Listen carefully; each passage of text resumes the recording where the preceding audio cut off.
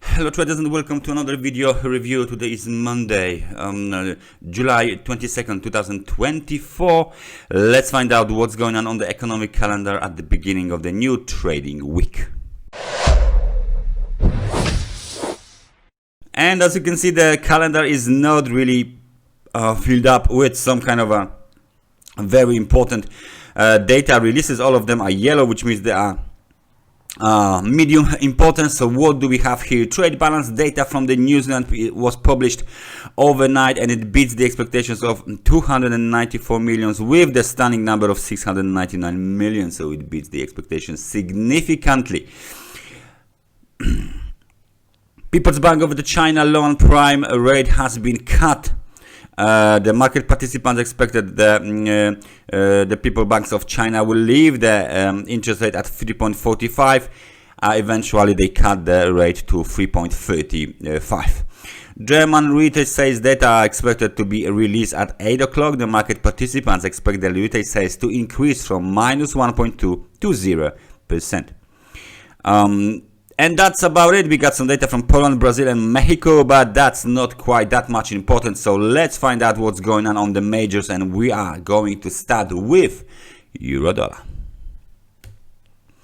Euro-dollar for our chart is behaving just as expected after the weekend break. We see the new local lows made roughly around the level of 1.0876 after the bearish divergence hits the market.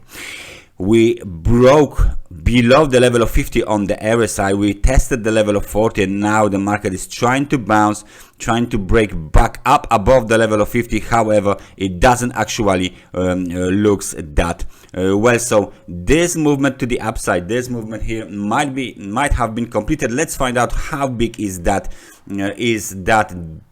a correction pullback to the downside. Let's see. We got our tools, which is the price range. We are going to use it.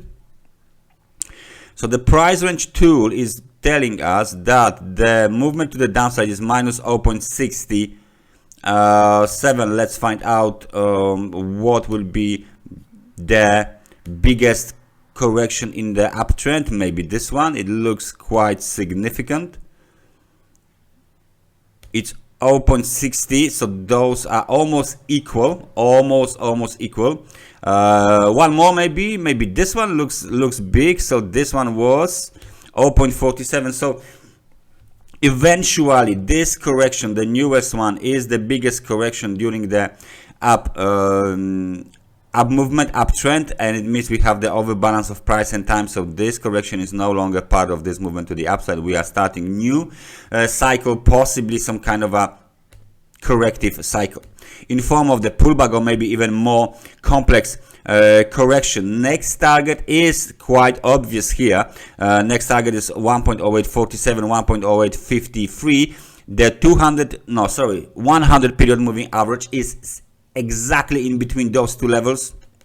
So right now this is the level we should be focused on. We moved lower, and we are waiting for the test of this demand zone. There is a chance that the market will break back above the level of let's say the recent intraday technical resistance 1.0904, and then head even higher towards the next technical resistance 1.0917, or the swing high at 1.0949.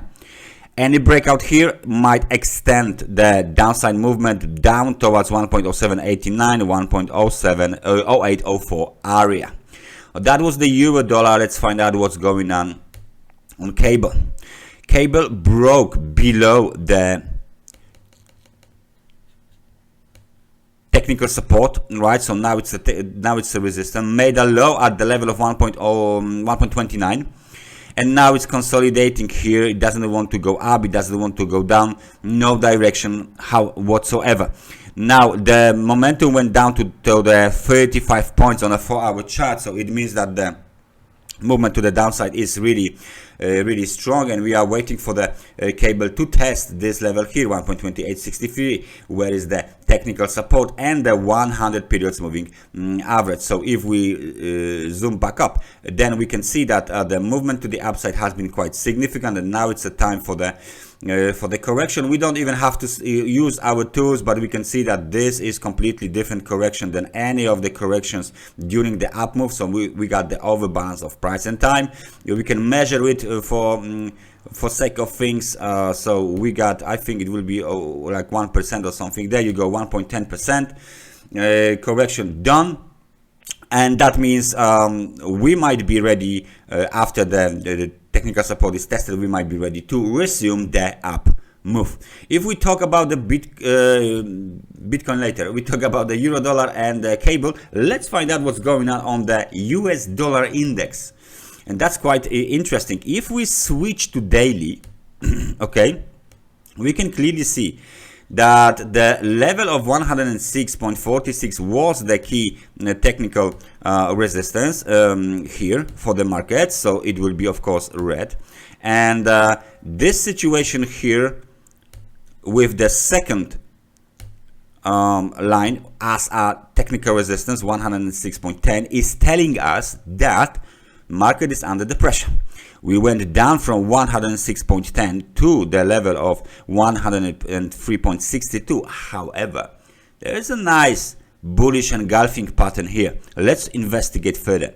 So what do we have here is a bullish engulfing pattern and then extension to the upside. However, we are still trading below 150 periods moving average on a daily time frame chart. So it might not be that easy for the market participants to move higher. It means that if the US dollar index is going higher, then the cable and euro dollar should go a little bit lower, which is in line with our previous analysis. So the target right now would be located somewhere around this level here, 104.77, almost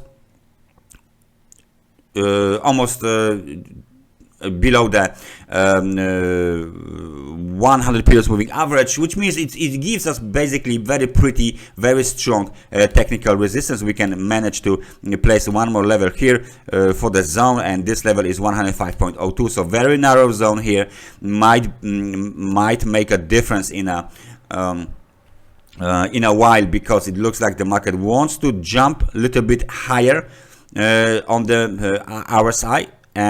We haven't touched the level of 50 yet, but this zone might correspond with the level of 50. So we need a breakout to the upside for the US dollar index to move higher, or if the movement towards this supply zone will be capped, then of course new highs are possible, and the RSI will just touch the level of 50 and then reverse. So the situation on the US dollar index is quite interesting as well.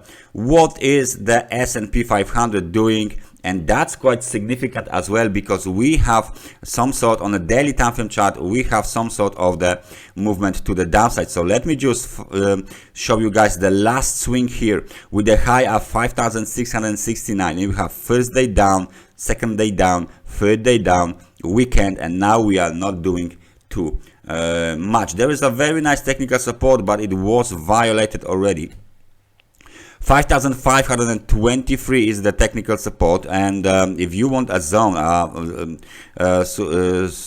demand zone, the demand zone would be somewhere around this level here, 5,443.